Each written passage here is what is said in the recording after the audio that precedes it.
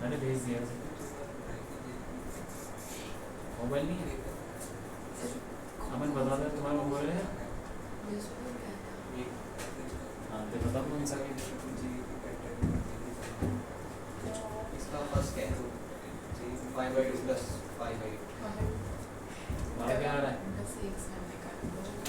अलग आ रहा है? 5/8 कुछ गड़बड़ की होगी, करना है इसलिए। fx तो आ गया। हाँ क्या है? fx तो आ गया।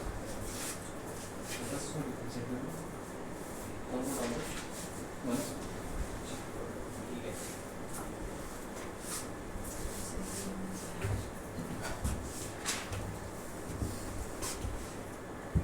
ठीक है, तो हमने फोर्स पढ़ लिए थे, आज थोड़ा मोमेंटम देखते थे। ठीक है,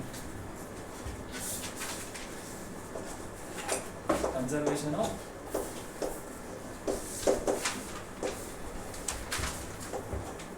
लीनियर मोमेंटम।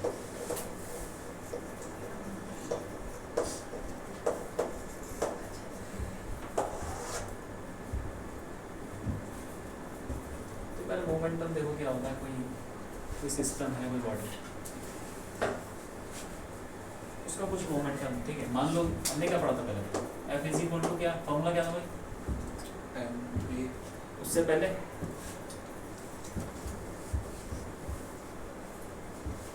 देख के बता दो।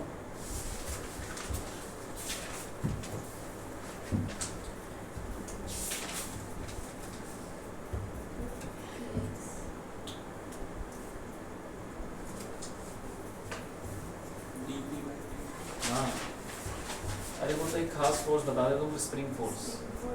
लेकिन फोर्स हमेशा किसके बराबर होता है? हाँ, रेट ऑफ चेंज मोड में बता दूंगा। कोई तुमसे पूछे स्प्रिंग फोर्स तब बोलो ना वो, ऐसा तो नहीं। फोर्स क्या होता है? स्प्रिंग। जरूरी थोड़ी है कि स्प्रिंग लगी हो, वेट भी हो सकता है, कुछ हो सकता है, टाइप्स ऑफ फोर्सेज है। लेकिन न्यूटन लोग बोलते हैं फोर्स जो होगा dQ/dt बराबर। ठीक है, अब अगर force if F is equal to 0 और 0 है, तो बताओ मोमेंटम का क्या होगा? सोचो, बोलो।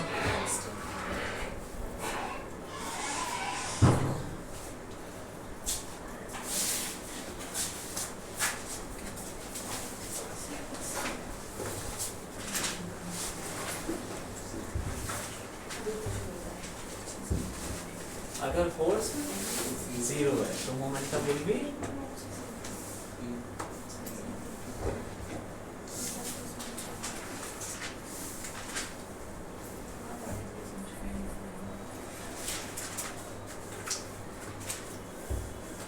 क्या होना चाहिए? क्या होना चाहिए?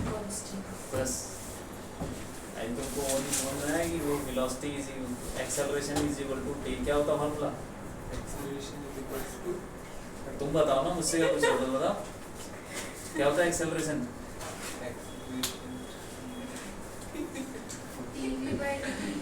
हाँ,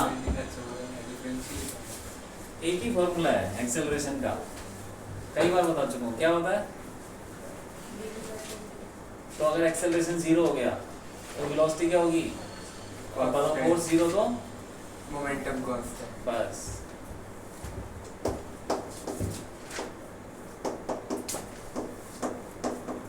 मोमेंटम कांस्टेंट रहेगा, इसका मतलब मोमेंटम जो इनिशियल होगा वही। हाँ, initial momentum is equal to final momentum. तो ये बात है।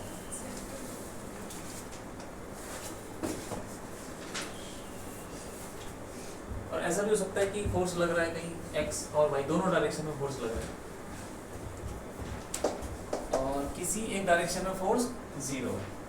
सपोज x डायरेक्शन में फोर्स, नेट फोर्स की बात हो रही है, x डायरेक्शन में फोर्स 0, तो मोमेंटम क्या होगा? कांस्टेंट। कौन सी डायरेक्शन? x direction.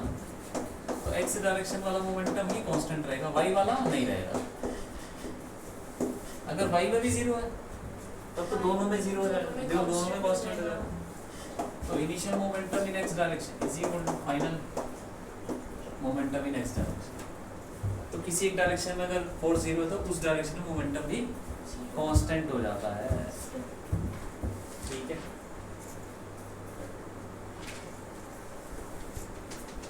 तो इसका कुछ एग्जांपल देखते हैं। जैसे मान लो कि एक बॉडी रखी हुई है किसी सरफेस पे, स्मूथ सरफेस मान लो बम रखा हुआ है, ठीक है, और वो फट गया, उसके दो टुकड़े हो गए। तो ये है बिफोर एक्सप्लोजन।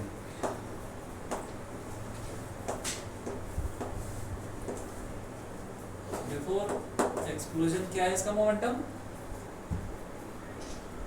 बताओ।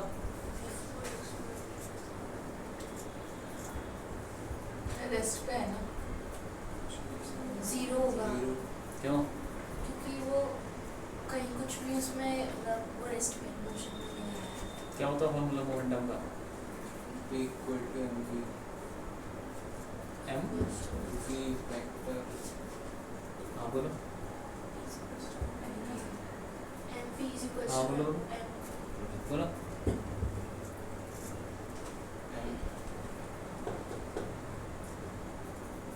का मोमेंटम का हाँ हाँ P equals to mv होता है। हाँ, तो इसका मोमेंटम क्या होगा? जीरो क्योंकि इसकी वेलोसिटी जीरो रुका हुआ ना। हाँ, तो इनिशियल मोमेंटम जो भी है सिस्टम हमारी बॉडी है इज इक्वल टू जीरो। ठीक है, अब आ जाओ एक्सप्लोड हो गया ये, इसके दो टुकड़े हो गए यार, दो टुकड़े हो गए। ठीक है, तो एक इधर गया,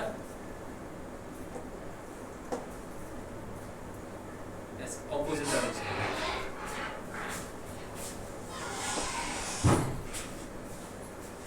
इसको v1 ले लो, इसको v2 ले लो, इसका मास है m, ठीक है, और इसके दो टुकड़े हो गए तो उसका एक मास ले लो m1, दूसरा हाँ। तो अब ये आफ्टर एक्सप्लोजन की कहानी है, आफ्टर एक्सप्लोजन।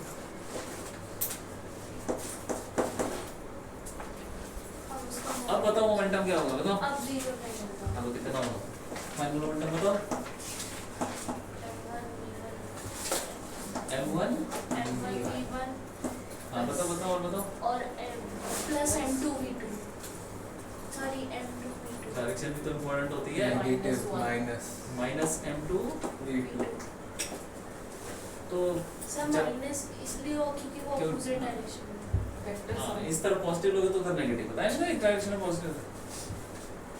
अगर इस तरफ पॉजिटिव लोगे तो उस तरफ नेगेटिव हो जाएगा। ठीक है, और जब भी कोई चीज है रखी हुई है वो फटती है, उसके दो टुकड़े हो गए, तो एक आगे जाएगा तो दूसरा पीछे ही जाएगा। जैसे गोली चलती है कि नहीं, गोली तो आगे ही नहीं, बंदूक किधर जाती है? पीछे। झटका लगता है, हाँ वो हमेशा पीछे लगता है, साइड वाइड तो लगता है, हाँ ऐसे ही होगा।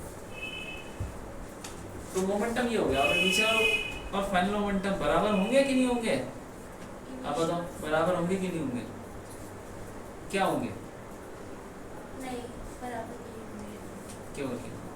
क्योंकि इनिशियल पे वो रेस्ट पे था तो उसका मोमेंटम जीरो हो गया, और फाइनल पे हाँ। वो मोशन में आ गया तो उसका मोमेंटम चेंज हो गया। तुम्हें कैसे देर होगी? ये ऐसे छोड़ा था ठीक है, अब बताओ कि हाँ ये मोमेंटम बराबर होंगे कि नहीं होंगे? बताओ। नहीं बराबर होंगे। होने तो चाहिए हाँ होने चाहिए। है, इवन है क्यों? बराबर होंगे भी कंजर्वेशन करेंगे देखो क्यों करेगा? मतलब कंजर्वेशन क्यों होगा? कंजर्वेशन का मतलब होता है कि मोमेंटम कंजर्व बराबर है। हाँ, तो P1 equals to PF। क्यों है? अरे हम कंजर्व कर रहे हैं तो हम दोनों को equal ऐसा थोड़ी equal कंजर्व कर रहे हैं, तो मतलब कंजर्व करने के लिए कोई बेसिस तो होना चाहिए कि क्यों कर रहे हो भाई। देखो क्या पढ़ा हमने, कंजर्वेशन ऑफ मोमेंटम मतलब इनिशियल मोमेंटम फाइनल मोमेंटम बराबर होता है। ठीक है, अगर कोई अगर फोर्स 0 है तो मोमेंटम कांस्टेंट हाँ कांस्टेंट होगी। ठीक है, ये पढ़ा। अब बताओ मोमेंटम कांस्टेंट रहेगा कि नहीं रहेगा? नहीं रहेगा, बताओ। नहीं नहीं रहेगा। मुझे लगता रहेगा क्यों रहेगा? चाहिए। मे बी पता कैसे चलेगा कि मोमेंटम कांस्टेंट है कि अलग अलग है? बता दो, इतना बताओ। हैं? जब एक्सप्लोड होगा तो दोनों एक ही फोर्स से जाएंगे। फोर्स का तो पता ही नहीं है कुछ यार, क्या फोर्स का नहीं पता। फोर्स हमारे सिर्फ वो पता है कौन सा जो लिखवाए हैं। आप बताओ यहाँ पे कौन सा फोर्स लग रहा है? बता दो कौन कौन सा फोर्स लग रहा है यहाँ पे? यहाँ पे काइनेटिक स्प्रिंग फोर्स लग रहा है। स्प्रिंग फोर्स, नहीं, स्प्रिंग नहीं है, फिर भी स्प्रिंग फोर्स लग रहा है। नहीं, अरे mg और नॉर्मल रिएक्शन लगेगा ना बेसिकली बस। क्या क्या लगा यहाँ पे? वेट और बताओ बताओ क्या लगेगा? वेट लग जाएगा, वो mg के बराबर होता है ना, mg ठीक है। और क्या लगेगा बताओ? Normal reaction. देखो सारे फोर्स देखो। नहीं अभी तो चल ही नहीं रहा। अच्छा वो सेकंड वाला काइनेटिक ही लगेगा स्टैटिक। स्टैटिक फ्रिक्शन उसके टाइप स्मूथ है, ये स्मूथ है। अब नहीं लगेगा। नहीं स्मूथ पे स्मूथ पे नहीं लगेगा। स्मूथ सरफेस है, उस पर कोई फ्रिक्शन नहीं लगता, ठीक है, क्योंकि उसमें रफ सरफेस होता ही नहीं है। स्मूथ का मतलब एकदम रफनेस है ही नहीं। और नॉर्मल और क्या लगेगा बताओ? नॉर्मल रिएक्शन, वो ऐसे लगता है ऊपर की तरफ। ऊपर की तरफ, हाँ। और ये शुरू में क्या हुआ था? पड़ा हुआ था ना। तो बताओ जरा, ये दोनों फोर्स कौन सा बड़ा होगा? mg बड़ा होगा क्यों? क्योंकि वो बताओ। दोनों सेम ही होंगे, एक दूसरे को बैलेंस कर रहे होंगे। हाँ, ये अगर body हम रूल- बैलेंस कर रहे हैं क्योंकि रेस्ट पे है। बस, अरे रुका हुआ है ना, रुका हुआ इसका मतलब उस पे नेट फोर्स मतलब Equal. 0 है। 0 है, तो जितना ऊपर लग रहा होगा उतना ही नीचे लगेगा। तभी तो नेट फोर्स 0 होगा। जैसे मान लो किसी चीज को तुम खींच रहे हो, मैं भी खींच रहा हूँ, दोनों बराबर से खींच रहे हैं, तो वो तो हिलेगा ही नहीं, रुका रहेगा। तो नेट फोर्स 0 है, इसीलिए n is equal to mg। तो क्योंकि नेट फोर्स 0, नेट फोर्स 0 क्यों है? क्योंकि वो रुका ही हुआ बहुत देर से, पड़ा ही हुआ ऐसे, वो हिल ही नहीं रहा, हिल ही नहीं रहा, इसका मतलब नेट फोर्स 0 होना चाहिए। n और mg बराबर हो गए, ठीक है, ये हो गया। ओके, अब बताओ कि इसके ऊपर नेट फोर्स 0, तो अगर फोर्स 0 होता है तो मोमेंटम क्या रहता है? इसीलिए मोमेंटम, हाँ, यानी जब फोर्स 0 ही है तो मोमेंट, यहाँ पे देखो, यहाँ पे भी क्या लगेगा? नीचे mg लगेगा और ऊपर नॉर्मल रिएक्शन। तो वो दोनों अभी भी बराबर है, क्योंकि मास तो अभी भी, टोटल मास तो उतना ही है। हमने क्या लिया है? इस पूरे को सिस्टम लिया है। सिस्टम मतलब डब्बे को सिस्टम ले लिया, तो उसके ऊपर क्या लगेगा? इस पूरे डब्बे का मास कितना है? उतना तो ये टोटल तो उतना ही होगा मास, mg नीचे लगेगा, और नॉर्मल रिएक्शन भी वो कुछ लग रहा होगा ऊपर, वो दोनों अब भी बराबर होंगे, क्योंकि बाहर से कोई भी फोर्स जो लग रहा था वो तो नेट करके 0 दे रहा है, तो इसलिए नेट फोर्स 0 है। अब मोमेंटम क्या होगा? कांस्टेंट। फोर्स 0 तो मोमेंटम कांस्टेंट, जो पहले था वो बाद में, दोनों फोर्स मोमेंटम को बराबर कर दो। पर दूसरे में फोर्स कैसे 0 है? अरे अभी भी तो नीचे mg लग रहा है, और ऊपर नॉर्मल ऊपर रिएक्शन। normal लग रहा है बस। फोर्स 0 कैसे हो गई? वो तो इधर चल रहा है, दो और एक इधर इस चल रहा फोर्स है। ने चलाया, कहाँ से आया वो फोर्स? तो इसका इंटरनल फोर्स है ना? हमने क्या लेना है? एक्सटर्नल। एक्सटर्नल न्यूटन लॉ क्या बोलता है? न्यूटन लॉ यही बोलता है, ये लिखाया था कि नेट हाँ। External force on the body is equal to rate of change of momentum. Internal force का कोई, अब मान लो कि तुम बस के अंदर खड़े हो, ठीक है, और तुम धक्का मारने में लगे हो, तो बस चलने लग जाएगी क्या? नहीं। अंदर से कभी धक्का लगता है? Right. इसका मतलब क्या हुआ? कि इंटरनल फोर्स अंदर से, अंदर के फोर्स से कोई भी फर्क नहीं पड़ता। मतलब जो भी पड़ता होगा अंदर पड़ता होगा, उससे बाहर से कुछ नहीं होने वाला। ठीक है, तो initial momentum is equal to final बराबर, इनिशियली कितना था 0 0 m1 m1 v1 plus minus m2 v2, तो इसको उधर लगा m1 v1, is equals to ठीक है। ऐसे ये बन गया, एक फॉर्मूला सा बन गया। लेकिन तुमको पता मुझे कहाँ से, इसको बोलते हैं रिकॉइल ऑफ गन, रिकॉइलिंग।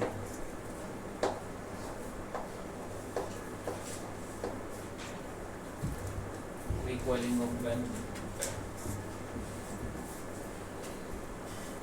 ठीक है, देख लो।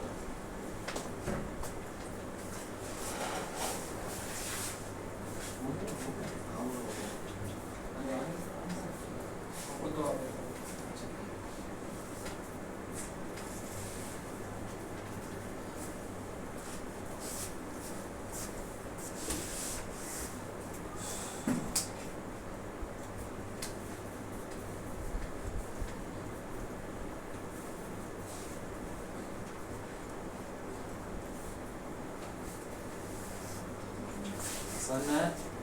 Equalling of gन।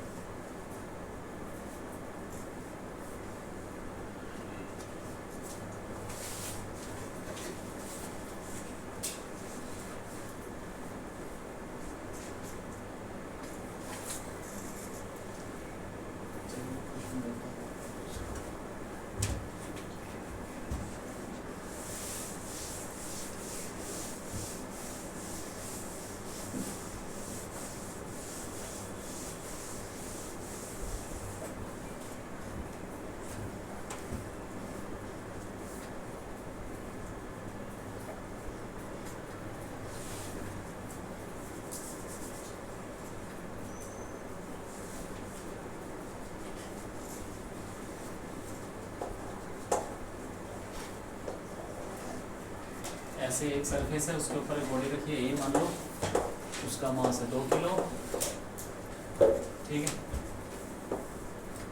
और एक बॉडी ऐसे है, इसको 3 मान 3 किलो। ये चलती गाड़ी है, 2 मीटर पर सेकंड से,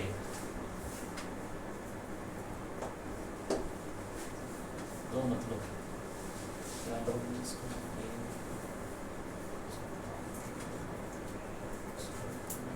ठीक है। ये 3 मीटर पर सेकंड से चल रही है और ये 1 मीटर पर सेकंड से चल रही है, ठीक है। क्या होगा ये, क्या होगा थोड़ी देर बाद, वो इससे टकरा जाएगी, टकरा गई और दोनों ऐसे समझ लो कि चिपक गए, ठीक है, चिपक गए। अब तुम्हें बताना है कि ये कितनी वेलोसिटी से चलेंगे, क्या होगा इनका, तो बताना, बताओ। और अगली प्रॉब्लम ये करना, सेम कहानी, 2 kg 3 मीटर पर सेकेंड, बी है 3 kg और ये 1 मीटर पर सेकेंड से इधर भाग है। अभी भी ये चिपक गए, ये चिपक जाएंगे,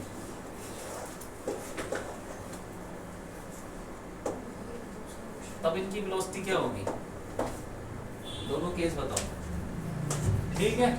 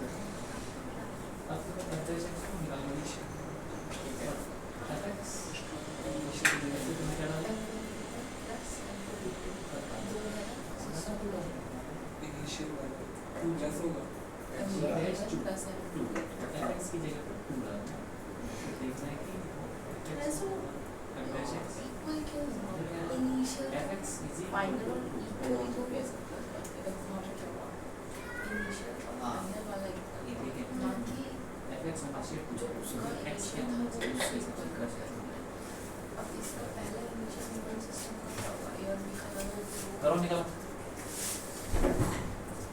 वो दोनों प्लस ऐड होंगे पहला n1 और n2 होगा दोनों का अलग होगा बट इनिशियल तो दोनों का ऐड हो जाएगा बिकॉज दो सिस्टम का ही वाला है हमें गिवन दिए कंडीशन दोनों v से चलते हैं बात सेम वेलोसिटी से होगा क्या फिर होगा क्या फिर इनिशियल आएगा फाइनल आएगा फिर v आएगा उससे वो v निकालना है ई का कौन सा फॉर्मूला है फॉर्मूला नहीं है डायरेक्टली देखो m1 v1 प्लस मतलब दोनों का इनिशियल और फाइनल मोमेंटम कंजर्व करना है T1 equal to Pf Pi equal to Pf और pi होगा m1 v1 plus m2 v2 तो Pi तो 9 आ गया ना हाँ सही तो है 9 equal to 3 3 क्यों भाई Pf 3 है ना pf3 कैसे है मास तो दोनों का ऐड होगा ठीक है वेलोसिटी तो एक दोनों की सेम हो गई तो Pf में हमें बस मास पता है वेलोसिटी हमें पता है 5v 5v एक m1 v plus m2 v common नहीं आ गया बाहर और m1 v1 ओ m1 प्लस m2 हो गया 5v 9 equal to 5 v 9 by 5 हाँ ऐसे ही आएगा 9/5 बट मुझे सही है 1.8 मीटर पर सेकंड नहीं दिखा रहा है पुराना ऐसे ही होगा बस मुझे ये दिक्कत है कि अब ये ना सच में ये v हमें लिख के दे दिया ना कि इक्वल है होना तो मतलब चाहिए। दोनों का भी इधर से हाँ तो बस तो ये इसमें तो उधर उधर जा रहे हैं अगर चिपक जाएंगे तो सेम ही स्पीड से चलेंगे ना तो बात हाँ, ये- मैं किसी का हाथ पकड़ के चलूँ तो वो दो हम लोग लेकिन- सेम स्पीड से ही चलेंगे अनलेस वो ऐसे क्रैश हाँ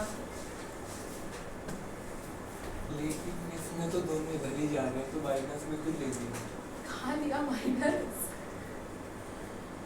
Pf में नहीं लिया pf माइनस किया तूने हाँ पॉजिटिव में क्या हुआ है ये तेरा भाई सब कुछ पॉजिटिव में ऊपर डायरेक्शन देख तीनों की सेम डायरेक्शन है डायरेक्शन सेम है तो पॉजिटिव होगा तू कर क्या रहा है इधर दिखा दे पता चले बाद में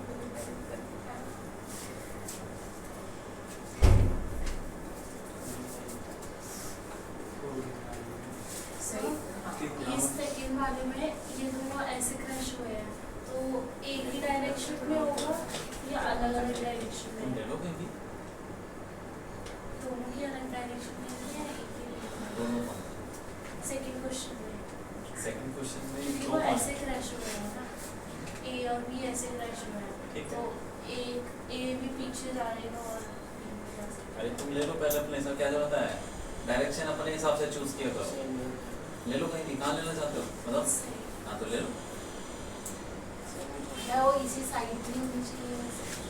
तो तुम कहीं भी ले लो नेगेटिव आ अरे जाएगा 3 बड़ा है ना और 1 छोटा है तो ऑफ कोर्स अगर वो उसको धक्का मारेगा तो 3 की साइड ही चलेगा स्पीड वो 3 इधर बड़ी जा रहे है हैं वो इधर जा रहे हैं हाँ ले लो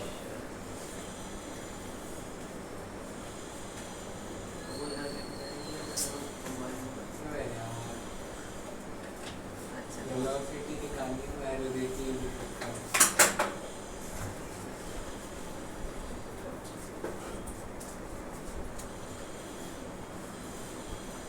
पहला पार्ट हो गया हाँ कितना आ रहा है 1.8 सही है ठीक है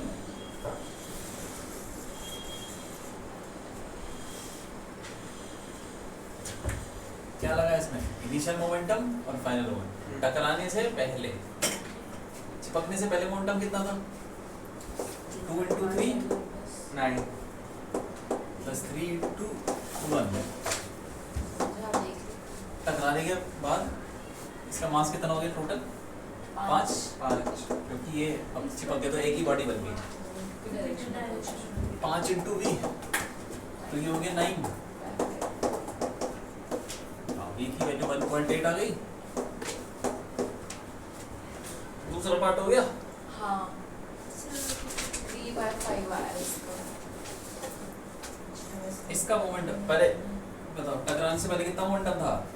2 into 3 माइनस और इसका कितना था? 3 लेकिन 3 to 1 ये माइनस लेना पड़ेगा भाई। हाँ हाँ होती है इस तरफ पॉजिटिव तो दूसरी तरफ नेगेटिव। तो minus 3 into 1 is equal to क्या? 5v 5 kilo. Bracket 2 plus 5 plus 3 ये कितना हो गया? 6 minus 3 3 3 इज इक्वल टू 5.6। वो बस क्या है? नहीं आ रहा। कौन सी बड़ी बात है? ठीक है।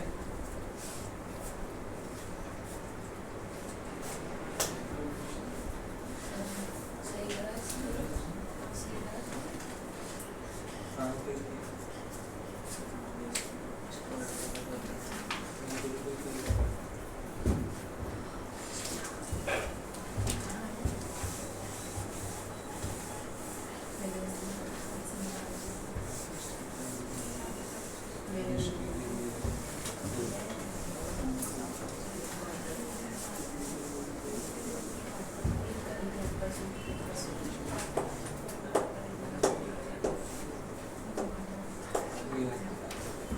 अब देखो एक और चीज है, impulse.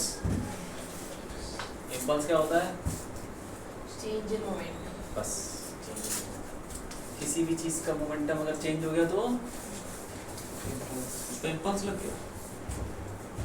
Impulse I is equal to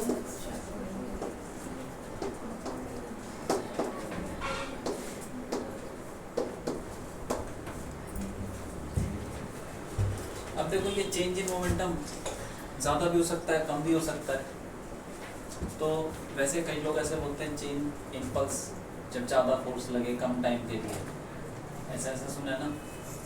सुन लोगे तुम, ठीक है? जैसे कि कील रख के हथौड़ा मारा, तो हथौड़ा मार के क्या हुआ? हथौड़े की वेलोसिटी कुछ टकराई, फिर कील भी तो अंदर घुसेगा। तो कील को दीवार में डालने के लिए तुम हाथ से दबा सकते क्या? नहीं नहीं दबा सकते? जाएगा ही नहीं। जाएगा क्यों? हाँ बहुत हार्ड सरफेस है, हाथ से तो हो नहीं पाएगा। जाएगा, इतना फोर्स नहीं लगाता। और इस पे अगर मैं हाथी चढ़ा दूं तब तो हो जाएगा। तब भी नहीं जा सकता। क्यों? अभी मैं दिखा दूंगा करके। अरे, उसके पाँव में भी कील घुस जाएगी, फोर्स इतना ज़्यादा चाहिए होता है। अरे मोटी कील ले लो, चलो मोटी कील, हाँ मतलब वो मुड़ जाएगी लेकिन जा नहीं पाएगा। तो हथौड़े से ऐसा क्या हो गया? जो हम मान लो एक जैसे वो होता है जब टेंट लगता है तो सड़क पे खोदते हैं ना, हाँ वो देखिए कील कितनी मोटी होती है, हाँ। उस पर हथौड़ा मारते हैं, वो भी चला जाता है अंदर हाँ एक नॉर्मल हथौड़े से। और उस पे सोच वो हाथी चढ़ गया तो वो दबा देगा उसको? नहीं दबा पाएगा। तो उसका हाथी को देखो 5000 किलो होता है, कुछ कितना फोर्स लगा सकता है, जो भी है। तो एक हथौड़ा हाथी के वेट से ज्यादा, नहीं हो। हाथी जब चढ़ गया तो वो क्या लगाएगा? अपना वेट ही तो लगाएगा उस पे। तो हथौड़ा हाथी के वेट से ज्यादा नहीं होता। हथौड़ा नहीं होता। कुछ होता। कील कैसे घुस रही है अंदर? फोर्स से किसके? हथौड़े के तो हथौड़े का जो फोर्स है वो हाथी के वेट से ज़्यादा है। हथौड़े जो फोर्स लगा रहा है वो हाथी के वेट से भी ज़्यादा है। और ये जो नॉर्मल हथौड़ा हम चलती ये भी बहुत ज़्यादा है भाई। तो मैं लग रहा है अभी इस पे भी अगर मैं इसको अगर हाथी के जितने वेट से दबाऊंगा ना तब भी नहीं हो पाएगा। तो देख लेते हैं हुआ क्या है इसमें, ये तुम सुनोगे बाद में कि हथौड़ा मारा, ये किया, फोर्स बहुत ज़्यादा, कम टाइम, ऐसा कुछ नहीं है। मतलब होता तो है लेकिन इम्पल्स किसको बोलते हैं? Change in momentum. क्या कील का मोमेंटम चेंज हुआ? मैंने हथौड़ा मारा, अरे हथौड़ा मारा, हथौड़ा का मोमेंटम चेंज हुआ? नहीं हुआ? होगा। बिल्कुल हुआ यार, यहाँ से हथौड़ा आ रहा है, टकराएगा तो रुकेगा नहीं वहां जाके, हाँ दीवार कील के ऊपर जाएगा, टकराएगा, फिर वापस आएगा, तो मोमेंटम तो चेंज हो गया। तो जब मोमेंटम जो है तो कील अंदर घुसने के लिए क्या चाहिए, उसमें फोर्स चाहिए, तो फोर्स चाहिए, तो जब उसको फोर्स लगेगा तो वो कील अंदर घुसेगी और फिर अंदर जाके वो रुक जाएगी। ये तुमको पता भी नहीं चलता, ये इतने छोटे टाइम में होता है। तुमने हथौड़ा मारा, स्लो मोशन में देखो क्या हुआ, हथौड़ा लगा, देखा ना डिस्कवरी वगैरह में दिखाते हैं, बहुत गोली चलती है तो गोली निकलती दिखाते हैं आराम से, तो वैसे हथौड़ा लगा तो यहाँ से कील निकलनी शुरू होगी और दीवार के अंदर घुसनी शुरू होगी ऐसे, और फिर रुक जाएगी। तो लेकिन ये दिखता नहीं है ना, डेली लाइफ में दिखता है नहीं, पता भी नहीं चलता वो, ये टाइम कितनी देर कितना छोटा टाइम होगा, इमेजिन कर सकते हो, मिली सेकंड, बहुत छोटा टाइम है, ठीक है। तो इतना छोटे टाइम में फोर्स लग गया उसमें, तो इसी को मतलब ये भी एक इम्पल्स का ही है एग्जाम्पल, लेकिन इम्पल्स का मतलब क्या है, चेंज इन मोमेंटम। गाड़ी चल रही है, उसकी स्पीड चेंज हो गई तो मोमेंटम चेंज हो गया, इसका मतलब उस पर इम्पल्स लग गया, ठीक है। और ये जो कील वाला एग्जांपल निकाला, ये भी चेंज इन मोमेंटम का एग्जांपल है, क्योंकि इस पे भी इम्पल्स लग रहा है, इसमें ज्यादा फोर्स लग रहा है, गाड़ी पे कम फोर्स लग रहा है, ठीक है। अभी देखते हैं, चेंज इन मोमेंटम हो गया, और हमें पता है कि F = dv/dt, ठीक है कि नहीं, dt को उधर ले जाओ, dp क्या हो जाएगा, FDT, इंटीग्रेशन कर दो इनिशियल मोमेंटम से फाइनल मोमेंटम p1 से p2, और ये कुछ हो जाएगा 0 से t। अब ये dp का इंटीग्रेशन p होता है, नहीं पता तो कोई बात नहीं, इंटीग्रेशन करने की जरूरत नहीं है, कोई कुछ भी नहीं रहा, मोमेंटम p इनिशियल से p फाइनल, इंटीग्रेशन 0 से t f dt, ये हो जाएगा p final minus p initial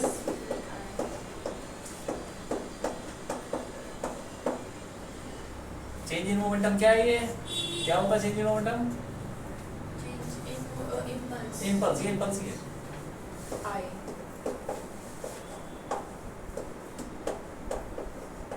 और इसको ऐसे भी लिख सकते हैं, I =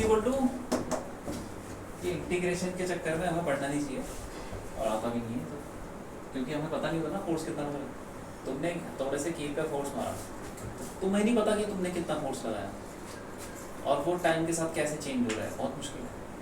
इसको छोड़ो, इसकी जगह हम रख देंगे एक एवरेज फोर्स इनटू जो भी टाइम लगा t, तो इम्पल्स निकालने की दो फॉर्मूले, तो चेंज इन मोमेंटम, तो चेंज इन मोमेंटम पता हो तो ज़्यादा अच्छा है, ठीक है। दूसरा change in momentum p final minus, ये दूसरा फॉर्मूला ये है, फोर्स पता हो और टाइम पता हो कि कितनी देर के लिए फोर्स लग रहा है, ठीक है। कील पे तुमने हथौड़ा मारा, तुम्हें पता हो कि कितना फोर्स लगा और कितनी देर के लिए लगा, ठीक है, तो वो निकाल लेते हैं। तो मैं तुमको थोड़ा सा एग्जांपल देता हूँ, कील वाला, कील में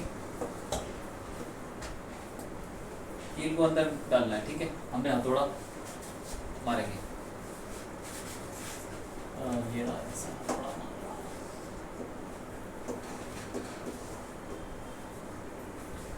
ये हथौड़ा में हम मारते हैं, कितनी वेलोसिटी होती हुई लगभग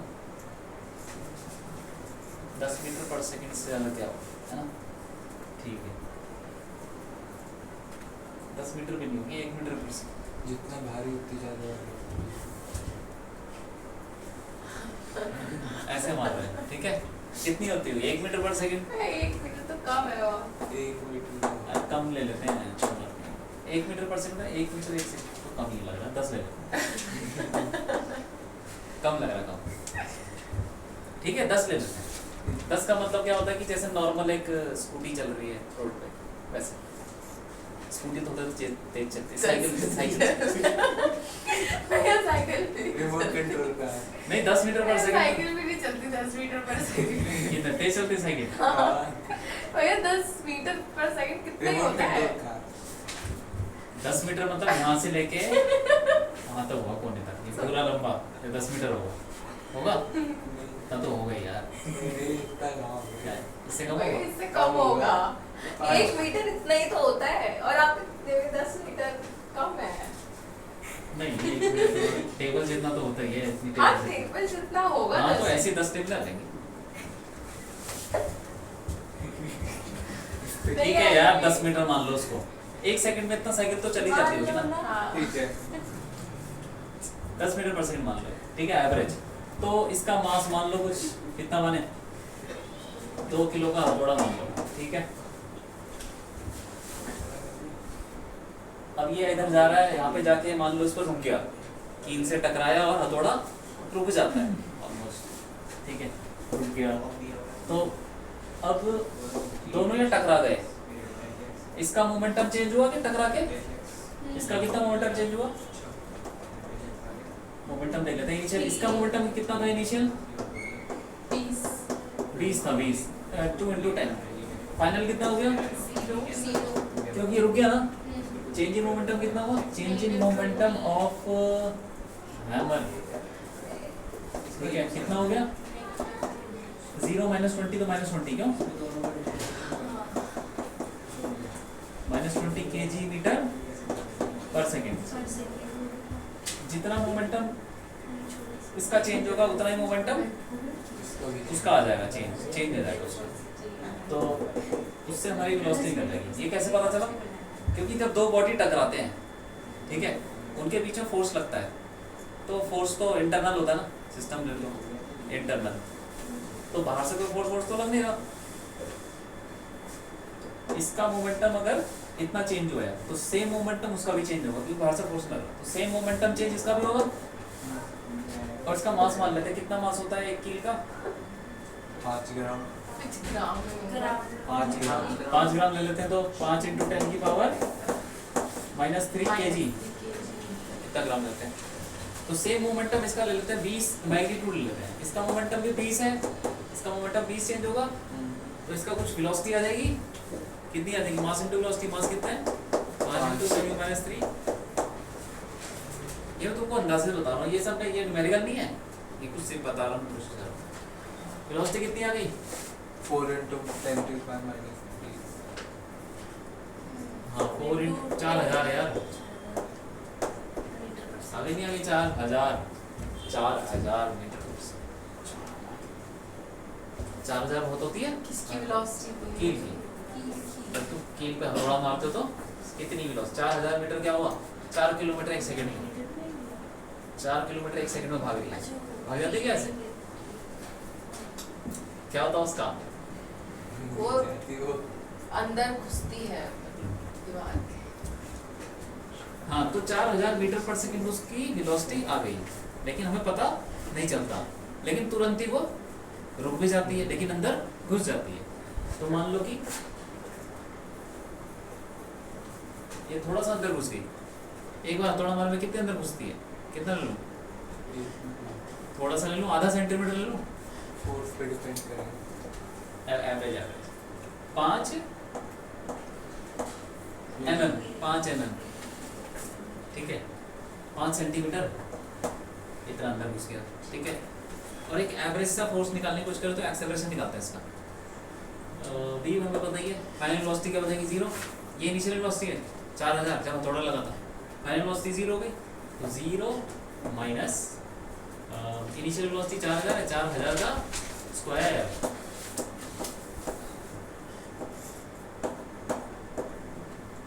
ठीक, is equal to 2a x कितना चला तो 5 सेंटीमीटर, तो 5/100, ठीक है। अब 4000 से स्क्वायर करो, 16 लाख 16 10⁻6 और ये 5 × 10 एक 0 कट गया, तो ये 10 चला गया, तो a आ गया इतना माइनस का रिटार्डेशन, तो 16 × 10⁻7 मीटर पर सेकंड स्क्वायर, इतना ज़्यादा एक्सेलरेशन है 10 ईयर्स में। तो फोर्स निकाले तो फोर्स कितना लगेगा, मास इंटू एक्सेलरेशन, मास कितना है 5 × 10⁻³ इंटू, हाँ माइनस भी कर दो, 16 × 10⁻7 ठीक है, तो कितना हो गया 16 पंजे 80, 10 की पावर 4, तो ये कितना हो गया -8,000 नहीं 80,000 हो गया 80, हाँ ठीक है 80,000 80,000 न्यूटन 80,000। हाथी का वेट कितना होता है 5,000, तो उस 5,000 तो उसका मास होता है ना, इनको 50,000, 50,000 न्यूटन उसका वेट हो गया। पर ये तो माइनस में आ गया। क्या यार, माइनस का मतलब क्या हुआ, कम हो गया। डायरेक्शन अपोजिट है ना, डायरेक्शन दिखा रहा है वो। अब किसी का वेट 1,00,000 टन माइनस, बोलोगे यार इतना छोटा ऐसे बोलोगे क्या हैं? माइनस का क्या मतलब है, डायरेक्शन रिटार्डेशन हो रहा ना उसका, हाँ इसी वजह से फोर्स लगा उसको ऐसे।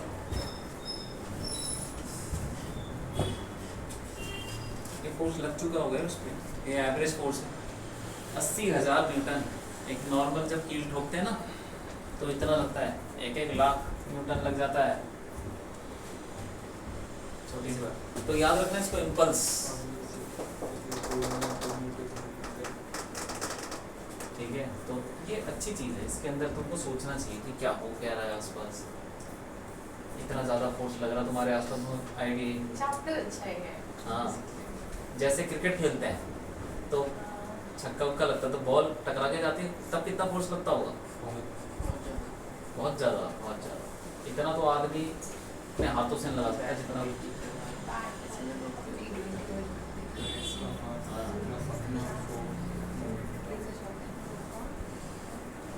ठीक है, ये वाला लिख लो उसको।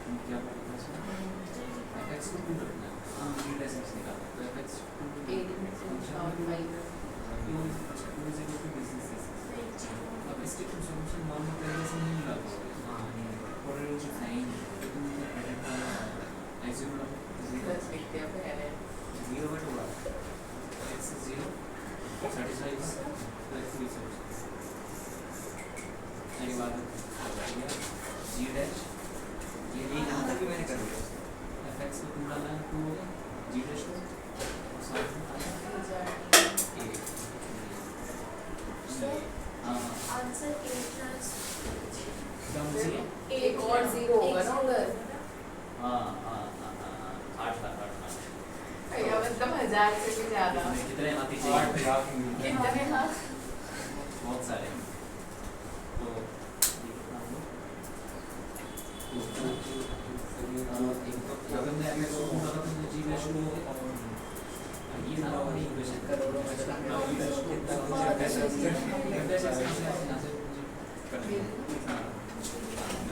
उसमें जीरो कितना होने वाले तब कितना फोर्स लगता होगा, जब वो बड़े वाले हथौड़े से सरिया तोड़ते हैं तब कितना फोर्स लगता होगा। कैलकुलेट करके आई हूँ। ये कितना बड़ा टुकड़ा लेते हैं सरिया को रख के, ठीक है इसमें हम डालेंगे जब कहीं 10 करी है ना जब साथ चलेंगे क्या करा स्क्रू को लॉस कर दिया। चारों लोग थे इजी रूट वन दो तीन मेरा 45 में केमिस्ट्री में आता है उनका स्कूल से दो आता है सेंट जोसेफ